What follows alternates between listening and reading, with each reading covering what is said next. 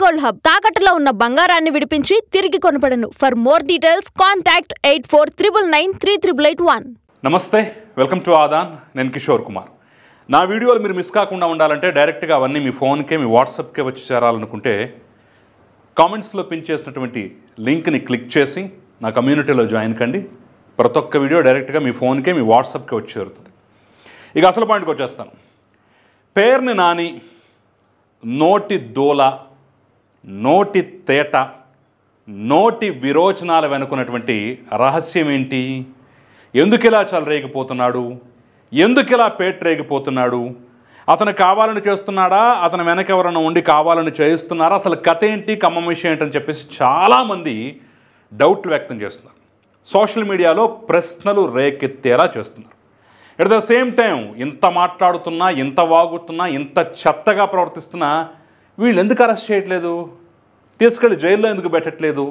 అసలు దీని వెనక కూడా మతలబేంటి, తేల్చాల్సిందే అని చెప్పేసి కూడా పెద్ద ఎత్తున ఆగ్రహావేశాలు వ్యక్తం చేస్తున్నారు. ఈ రెండు అంశాల మీద అసలు అంటే ఆ తెర వెనక ఏం అయ్యి ఉండొచ్చు, ఏం అయ్యింది, వాళ్ళ ఉద్దేశాలు ఏంటి అనేటువంటి అంశం మీద నేను ఈరోజు క్లియర్గా, క్లుప్తంగా నా వీడియోలో విశ్లేషించే ప్రయత్నం చేస్తాను. అంతకన్నా ముందు పేర్ని నాని బరితెగింపు వెనుకున్నటువంటి కారణాలు మీరేమనుకుంటున్నారు? ఆప్షన్ ఏ నిజంగా బరితెగింపే, ఆప్షన్ బి కావాలని స్క్రిప్ట్ ప్రకారం, పథకం ప్రకారం చేయిస్తున్నారు. ఈ రెండు అభిప్రాయాల్లో మీ అభిప్రాయం ఏదై ఉంటే అది నాకు ఫస్ట్ కమెంట్ రూపంలో తెలియజేసేటటువంటి ప్రయత్నం అయితే చేయండి. ఇవి కాకుండా అసలు ఇలా ఎందుకు మాట్లాడుతున్నాడు, ఇలా ఎందుకు చేస్తున్నాడు, ఇలా ఎందుకు రెచ్చిపోతున్నాడు అనే దానికి మీ దగ్గర ఏమన్నా కారణం ఉన్నా, మీకేమన్నా విషయం తెలిసినా సరే ఖచ్చితంగా నాకు కమెంట్ రూపంలో తెలియజేసే ప్రయత్నం చేయండి. ఇక అసలు పాయింట్కి వచ్చేస్తాను. ఫస్ట్ మనం మాట్లాడుకోవాల్సింది ఏంటంటే ఈ మధ్యకాలంలో పేర్ని నాని వ్యవహార శైలి. ఆ మధ్య మనం అనుకున్నాం చిలిపి దొంగ, ఆ దొంగ, ఈ దొంగలాగా బియ్యం బొక్కేసినటువంటి గజ దొంగ పేర్ని నాని అని చెప్పేసి తేటతెల్లమైపోయింది. తేటతెల్లమైపోయినటువంటి క్రమంలోనే పేర్ని నానిని ఈరోజో రేపో ఏ క్షణమైన అరెస్టు చేసే అవకాశం ఉందని చెప్పేసి చాలా టెన్షన్ వాతావరణం క్రియేట్ అయింది. పేర్ని నాని కూడా కుటుంబంతో సహా అజ్ఞాతంలోకి వెళ్ళిపోయాడు. ఆఖరికి ఆ బియ్యం గోడౌన్ పేర్ని నాని భార్య జయసుధ పేరు మీద ఉండటం, ఆవిడ మీద ఆరోపణలు రావటం, ఈయన వెనకుండి ఈ పాపం అంతా చేశాడు, కుట్రంతా చేశాడనేటువంటి నేపథ్యంలో సరే బాధ్యురాలు ఆవిడే అవుతుంది కాబట్టి ఆవిడని అరెస్ట్ చేస్తారా, ఈయన అరెస్ట్ చేస్తారా, ఇద్దరిని కలిపి అరెస్ట్ చేస్తారని చెప్పేసి ఒక చర్చ అయితే నడిచింది. అది కూడా పోయింది, అరెస్ట్ ఏం చేయలేదు, తప్పించుకున్నాడు. ఆ తర్వాత నిన్నగాక మొన్న ఇళ్ల పట్టాలు, ఒకటి కాదు, రెండు కాదు, 10,000 ఇళ్ల పట్టాలు 2024 ఎన్నికలకు ముందు సొంతంగా నకిలీ ఇళ్ల పట్టాలు తయారు చేసి ప్రింట్ చేయించి అందుట్లో ఒక 5,000 పనిచేశారు. మిగిలిన 5,000 అయితే స్వాధీనం చేసుకున్నారు. అరే ఇంత పెద్ద మొత్తంలో ఇళ్ల పట్టాల స్కామ్ చేస్తే, నకిలీ ఇళ్ల పట్టాలు సృష్టించి ఎన్నికలు లబ్ధి పొందాలనే ప్రయత్నం చేస్తే ఇక ఊరుకుంటారా? ఇంకేముంది, క్షణాల్లో అరెస్ట్ చేసి పడేస్తారని చెప్పేసి అందరూ అనుకున్నారు. కానీ అది కూడా జరగలేదు. ఇప్పుడు అంటే ఆ రెండు అంశాల తర్వాత ఇప్పుడు తాజాగా పేర్ని నాని పరిస్థితి ఏ విధంగా ఉందయ్యా అంటే ఇదిగో ఇలా ఉంది. వరస పెట్టి ఒక సీక్వెన్స్లో చేసుకుంటూ పోతున్నాను. ఎందుకు కూడా నేను క్లియర్గా చెప్పే ప్రయత్నం అయితే చేస్తాను. మనం ఫస్ట్ ఒక పేపర్ క్లిప్ చూద్దాం. ఇదిగో ఇది. చెప్పి కాదు చెప్పకుండా నరికేయాలి, మన ప్రభుత్వం వచ్చాక వేసేయండి, రెండో కంటికి చెప్పాల్సిన అవసరం లేదు, ఎన్నిసార్లు రప్పా రప్ప అంటారా, మురిగే కుక్క కరవదని తెలుసుకోండి, చీకట్లో కన్ను కొడితే పని అయిపోవాలి. వైసీపీ కార్యకర్తల సమావేశంలో మాజీ మంత్రి పేర్ని నాని రచ్చగొట్టే వ్యాఖ్యలని చెప్పేసి ఈ రప్పా రప్పా సంస్కృతి డైలాగులు వచ్చిన తర్వాత పేర్ని నాని అరే చెప్పడం ఎందుకురా, మనం వచ్చిన తర్వాత చెప్పకుండా చేసేయాలి, చీకట్లో కన్ను కొడితే అయిపోవాలి, తెల్లారి వచ్చి మనకేం తెలియనట్టుగా పరామర్శించాలన్నట్టుగా వివాదాస్పద వ్యాఖ్య చేశాడు. సో ఈ వ్యాఖ్యలతో పేర్ని నాని అవుట్ అని చెప్పేసి అందరూ అనుకున్నారు.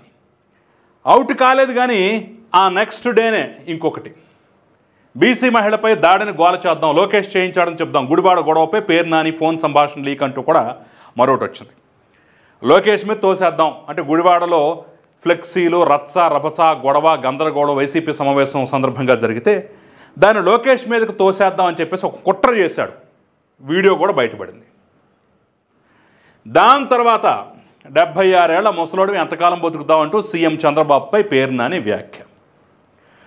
బియ్యం కూడా వదిలేద్దాం, నకిలీ పట్టాల ఇళ్ళ కూడా వదిలేద్దాం, ఇలా వరుస పెట్టి 3 రోజుల వ్యవధిలో, 4 రోజుల వ్యవధిలో వరుస పెట్టి ఇలాంటి వివాదాస్పద వ్యాఖ్యలు ఎందుకు చేస్తున్నాడు? కారణం ఏమై ఉంటుంది అంటే క్లియర్గా మనం తెలుసుకోవాల్సింది ఏంటంటే మైండ్ గేమ్. పేరు నాని మైండ్ గేమ్ ఆడుతున్నాడు. ఎందుకు ఆడుతున్నాడో తెలుసా? తన అరెస్టు కోసమే. ఎస్, బియ్యం విషయంలో దొరికిన, నకిలీ ఇళ్ల పట్టాల విషయంలో దొరికిన వివాదాస్పద వ్యాఖ్యలు, ఏది నరికేయండి చంపేనట్టు వివాదాస్పద వ్యాఖ్యలు చేసిన, ఆ తర్వాత కుల ఘర్షణలు ప్రేరేపించేలాగా పథక రచన చేసిన, చంద్రబాబు మీద అనగూడని మాటలు అన్నా సరే, ఇవన్నిటి కారణం వెనకున్నటువంటి ఉద్దేశం ఒక్కటే, పేరు నాని అరెస్టు కోసం ప్రయత్నం. వీళ్ళు ఎలాగో నన్ను అరెస్ట్ చేసేలాగా కనిపించట్లేదు, నేనే ఏదో రచ్చ రభస చేసి గొడవ చేసి అరెస్ట్ అవ్వాలనేటటువంటి ఒక వ్యూహంతో పేరు నాని పెడుతున్నాడు. అదేంటి, తనను తాను అరెస్ట్ చేయించుకుంటే, తాను జైల్లోకి పోతే అందుట్లో అతనికి వచ్చే లాభం ఏంటి, అతనికి వచ్చేటటువంటి మైలేజ్ ఏంటని చెప్పేసి చాలామంది ఆశ్చర్యపోతూ ఉండొచ్చు, నోరు తెరిచి ఆశ్చర్యంగా చూస్తూ ఉండొచ్చు. దాని వెనక పేరు నాని ఆలోచన ఏంటయ్యి అంటే అదే మైండ్ గేమ్. మళ్ళీ ఇక్కడ కూడా దీని వెనక ఉద్దేశం ఒక్కటే, తాను ఇప్పుడు అరెస్ట్ అయ్యి జైలుకు వెళితే తనకు సానుభూతి వస్తుంది. నంబర్ 1, తాను జగన్మోహన్ రెడ్డి దృష్టిలో పడతాడు. నంబర్ 2, రేపు తన కొడుకు సీటుకు ఎలాంటి ఢోకా ఉండదు.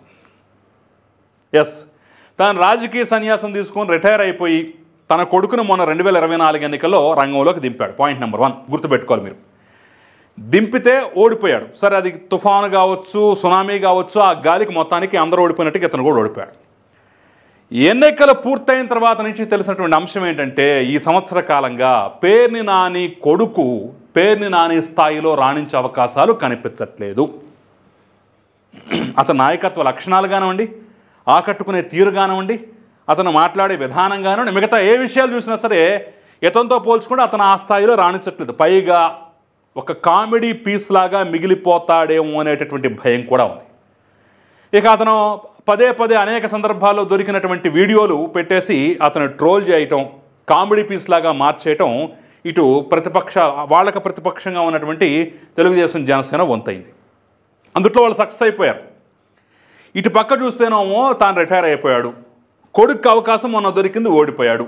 మరోసారి దొరకాలంటేనో ఆ స్థాయిలో కొడుకు రాణించట్లేదు. పైగా జగన్మోహన్ రెడ్డికి ఇప్పుడు ఇతని మీద, ఇతని కుటుంబం మీద ఒక డౌట్ ఏర్పడిందట.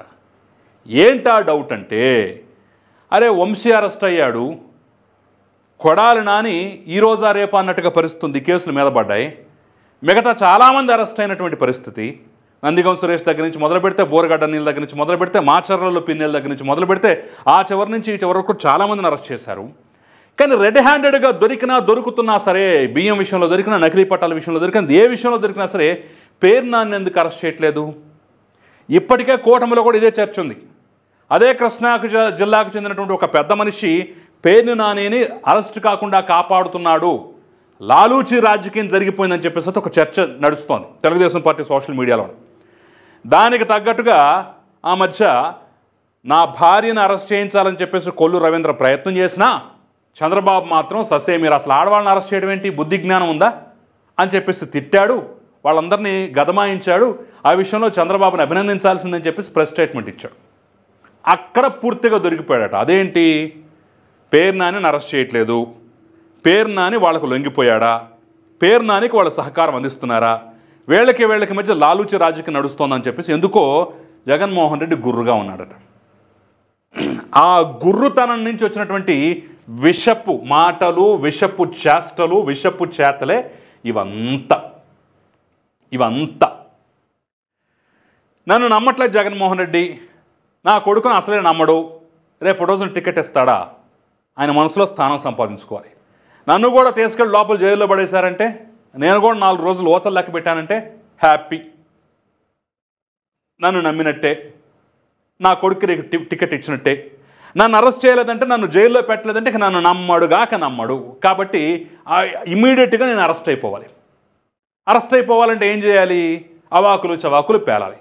ఎంతగా పేలాలి, మామూలుగా కాదు. వాళ్ళు రప్పా అంటే దాన్ని సమర్థిస్తూ ఇంకేమో నరికేయండి, చేసేయండి అని చెప్పేస్తే ఒక అలజడి రేగుద్ది, అరెస్ట్ చేస్తారేమో. కుల ఘర్షణలు సృష్టించేలాగా వ్యాఖ్యలు చేస్తే ఏకంగా తెలుగుదేశం పార్టీ అధిష్టానంలో ఉన్నటువంటి కీలక నేతలు చంద్రబాబు తనయుడికే ఇబ్బంది కలిగేలాగా కొన్ని ప్రయత్నాలు చేస్తే అరెస్ట్ చేస్తారు. ఇవన్నీ కాదు, చంద్రబాబునే ఇష్టం వచ్చినట్టుగా మాట్లాడితే అరెస్ట్ చేస్తారేమో, లోపల పెడతారేమో. ఇది వ్యూహం. ఈ మైండ్ గేమ్ అన్నారు చూసారో, దాని వెనుకున్నటువంటి ఉద్దేశం అదే. గుడివాడలో హైడ్రామా అయినా, చంద్రబాబు నాయుడిని తిట్టినా, లోకేష్ని తిట్టినా, ఎవరో చీరలో పసుపు కుంకుమ పెడితే మీ లోకేష్ గడికే పెట్టండి, ఆడి చేతే కట్టించండి, మీ పవన్ కళ్యాణ్కే పెట్టండి, వాడి చేతే కట్టించండి అని చెప్పేసి జనసేనని, పవన్ కళ్యాణ్ని, తెలుగుదేశం పార్టీని, లోకేష్ని ఎందుకు తిడుతున్నాడు, చంద్రబాబుని ఎందుకు టార్గెట్ చేస్తున్నాడు? ఇట్లా అయినా లోపలేస్తారేమో అని, ఇట్లా అయినా తీసుకెళ్ళి లోపలేస్తారేమో. ఒక్కసారి జైలుకు పోయానంటే జగన్మోహన్ రెడ్డి మనసులో శాశ్వత స్థానం సంపాదించుకుంటా, వచ్చే ఎన్నికలు నా కొడుక్కి టికెట్కు ఢోకా ఉండదు. కాబట్టి అది మైండ్ గేమ్. మరి ఈ మైండ్ గేమ్ వీళ్ళకి తెలిసి ఇతను అరెస్ట్ చేయట్లేదా? మరి దీని వెనక వీళ్ళ ఉద్దేశం ఇంకేమన్నా ఉందా? అయితే తెలియట్లేదు. ఇది $1 మిలియన్ ప్రశ్నగా మారిపోయింది. అతని మైండ్ గేమ్ ఏదైనా కానివ్వండి, దానికి విరుగుడుగా మీరు కూడా ప్రయత్నం చేయాలి కదా. ఏకంగా చంద్రబాబుని ఈ రకంగా తిడుతున్నాడు అంటే ఊరుకుంటారా? డెఫినెట్గా అరెస్ట్ చేయాలి, ఈ పాటికి లోపల పెట్టాలి.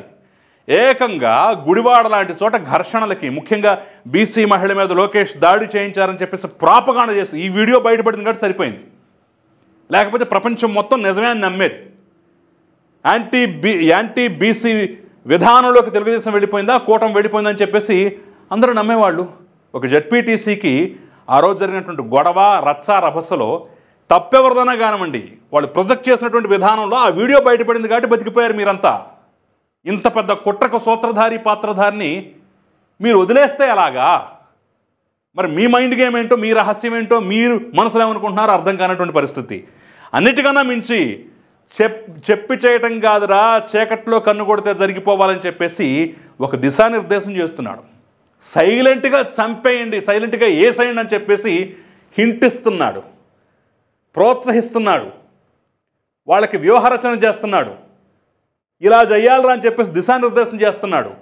మరి దీన్ని కూడా వదిలేస్తే ఎలాగా? అసలు ఈ కామెంట్ చేసినప్పుడు ఇన్ని కాదు, అసలు ఇవంతా కాదు. డే 1 ఇదిగో ఇక్కడే వేసేయాల్సింది, ఇక్కడే లోపల పెట్టాలి. శాంతి భద్రతలకు విఘాతం కలిగించేటటువంటి కార్యక్రమాలు, మాటలు, చేతలు ప్రోత్సాహం చేస్తున్నాడని చెప్పేసి ఇక్కడే పెట్టాలి. అక్కడ పెట్టలేదు కాబట్టి ఈరోజు చంద్రబాబును కూడా తిట్టేంత స్థాయికి వెళ్ళిపోయాడు. నిజంగానే చంద్రబాబుకి పేరు నానికి మధ్య స్థాయి భేదం చాలా ఉంది. నిజంగానే ఆయన ఎక్కడో శిఖరం లాంటి వాడు, ఈయన ఎక్కడో అధఃపాతాళంలో ఉన్నాడు. అయినంత మాత్రాన ఇష్టం వచ్చినట్టు మాట్లాడితే వదిలేస్తే పరిణామాలు ఇలాగే ఉంటాయి. ఇప్పుడేంటి, ఆయన అరెస్టు కోసం ప్రయత్నం చేస్తున్నాడు, లోపల పెట్టుకుంటే జగన్మోహన్ రెడ్డి మనసులో స్థానం కోసం ప్రయత్నం చేస్తున్నాడు. కాబట్టి ఇలాంటి కార్యక్రమాలు రోజు చేసుకుంటూ పోతారు. నేను ఎన్ని తిట్టినా, ఏం చేసినా మీరు నన్నేం పేకలేర్రా బాబు అని చెప్పేసి రోజు తిడతాడు. ఇప్పుడు చంద్రబాబు వరకు వచ్చాడు. రేపటి రోజున డోసు పెంచాలి అంటే చంద్రబాబు నాయుడు కుటుంబ సభ్యులు, ఆయన ఇంట్లో ఆడవాళ్ళు, ఆయన ఇంట్లో పిల్లలను కూడా రేపు తిడతాడు. ఎల్లుండి పవన్ కళ్యాణ్ తగులుకుంటాడు. పవన్ కళ్యాణ్ కుటుంబ సభ్యులు, ఆయన భార్య, ఆయన పిల్లలు, వీళ్ళని కూడా తిడతాడు. తిట్టించుకోవడం మీ వంతు అవుద్ది. కాబట్టి ఈ మైండ్ గేములకి, ఈ స్ట్రాటజీలకి, వ్యూహాలకి, సరే అతనికి టికెట్ వచ్చినా, అతని కొడుకు టికెట్ వచ్చినా రేపు గెలుస్తారా లేదనేది ప్రజలు నిర్ణయించాలి. అతని ప్రయత్నాలు అతను చేసుకుంటాడు. కానీ ఇలాంటి దుష్ట సంప్రదాయాలకి, ఇలాంటి మాటలకి, ఇలాంటి చేష్టలకి, ఇలాంటి కార్యక్రమాలకి విరుగుడు కనిపెట్టాల్సిందే. రాజకీయ విమర్శలను అందరూ స్వాగతిద్దాం, బట్ ఇవి రాజకీయ విమర్శల కిందకు రావు. ఇవి బూతుల కిందకే వస్తాయి, ఇవి వ్యక్తిత్వ హననాల కిందకే వస్తాయి, ఇవి దుర్మార్గపు రెచ్చగొట్టే మాటల కిందే వస్తాయి.